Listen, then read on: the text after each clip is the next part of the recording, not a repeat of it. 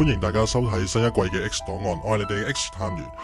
今日要偵破劫秘嘅樓盤呢，就係呢一個正正喺珠海口岸，每次返大陸都會經過佢，但係又起嚟起去都得個框嘅世貿港珠澳口岸城。對唔住啊，應該係話爛咗尾之後改咗名叫中國人壽未來城先至啱啊。咁正所謂有頭髮邊個想做癩痢呢？好地地做乜要改名啊？接咗手之後呢，所有配套都冇晒。二期2年前開始已經話要封外牆、封玻璃，封到而家都未封到。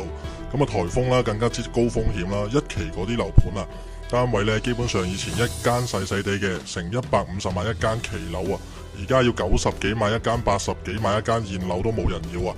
集集都同大家講踢爆咁多經紀關於樓盤嘅黑幕問題。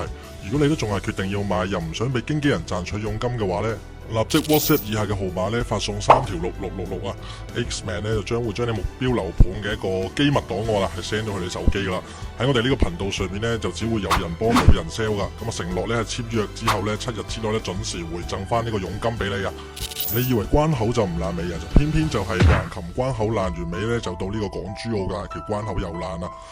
以估算呢，開發商所講嘅1個月至少有一半日子出租呢，呢一個港珠澳口岸城嘅單位45平方為例呢，可以租到當佢中位數1晚呢就係150蚊啦。15日啊，即係有成2250蚊嘅一個租金收入，2年呢就係呢個54000啊，大嗱成5萬幾蚊，買多棟樓嘅首期都喺度啦。呢條數有邊個補償翻俾業主呢？當時候成交嘅時候，合約上面寫到明呢，延期1日呢，政府就會有翻呢個房款嘅1/1000所謂嘅滯納金賠償。有冇業主曾經收到過1蚊雞呢？咁我買呢度嗰陣呢，就係2022年咯，疫情嘅前期買咯。我記得當時嗰陣呢，係一個 agent 啊，即係亂打亂撞咁打咗俾我嘅，就同我講話珠海呢邊呢個關口通關咗之後呢，就好有價值，同埋好有一個發展能力，亦都係一個大發展商。咁當時咧，我都諗住係過嚟睇下啲大陸樓啦。咁我過到嚟咧，我覺得個位置咧都 OK 嘅，因為近口岸啊嘛。買嗰陣咧個價錢咧就係280萬左右啦，就2個單位400幾尺細單位嚟嘅。咁本嚟打算咧通關後啦，就攞嚟租啦。咁然之後就一間攞嚟自己住啊，翻嚟大陸玩啊，都有個落腳位啊嘛。咁點知後面啦，唔對路啦，喺網上咧就出咗好多啲公寓啊，唔住得人嗰啲片啊，咁同埋屋企人啊，當時又係咁叫我去退款啊，咁我都試過聯絡咗我個 agent 嘅，咁但係最終咧都係就退唔到，咁我心諗唔買都咗啦，估唔到真係瀨嘢啦。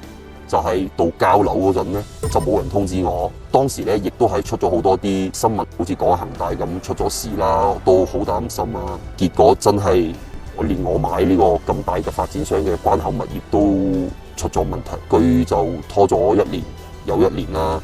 咁我每一次都去揾呢個 agent，咁嘅話咧就同發展傾，咁嘅話佢次次都話係2個月後啊，依家開始封玻璃啊，依家又開始裝修啊。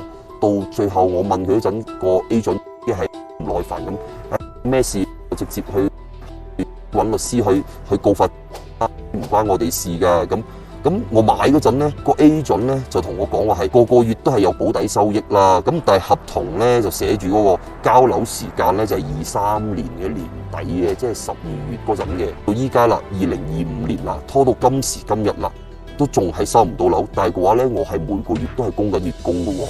咁諗住以為關口呢個位置，即係大家都見到啦，好穩陣啊，唔會輸啦，個位咁靚。真係到我依家收到啲消息，就係我套單位個係跌到一半啊，都仲係冇人要。咁買咗呢度，我覺得真係人生嘅最大嘅一個錯誤咯。不過講下又講啊，佢樓下啲車位呢又好似冇乜問題喎，位置都係幾唔錯嘅。行路翻關口呢，小弟實測過呢都係幾分鐘距離啫。咁而家呢，仲多咗咁多港澳車北上呢，車位又的而且確係投資都唔錯噶。探員我所調查所知呢，呢個樓盤賣咗咁多年呢，一期都仲係有啲貨係未賣晒噶。2期都仲係大把貨啦，當然。咁重災區呢，一定係呢個目前拖咗成3年，延期3年都仲未交樓嘅2期樓盤單位啦。咁啊，以前咧就聽啲經紀人介紹咧，仲話咧會起嗰條乜嘢雙 Y 通道嘅。咁我都翻查翻呢個新聞咧，原來內地咧都係講話研究啫，係有呢個想法啊。不過咧就唔係要起嘅。咁啊，所以本人咧就極度懷疑呢條橋咧本身係冇嘅，就靠啲經紀人吹到有嘅啫。大家睇翻新聞啦 ，TVB 無線呢個靚女都話今年咧呢個深珠通道咧就係會動工噶。咁啊接駁到去珠海嘅唐家灣嗰邊噶。咁呢一條咧深珠通道咧，起碼冇10年8年都搞唔掂啊！仲雙乜鬼 Y 通道啊？起到幾時啊？有錢啊都幫啲苦主啊起翻好過二期嗱嗱聲交樓仲好過啦！同珠海嘅深珠通道前期工作有望今年內啟動。呢一條通道落成之後，會成為粵港澳大灣區第一條公路同鐵路兩用跨海通道。咁到時兩地嘅車程將會由而家嘅個半鐘縮短到大約半個鐘。粵港澳大灣區近年有多項交通基建項目陸續落成，舊年連接深圳同中山嘅深中通道正式通車，而被視作對珠江口西岸城市發展有戰略性意義。來往深圳同珠海嘅深珠通道規劃公佈多年之後，前期工作有望喺今年更進一步。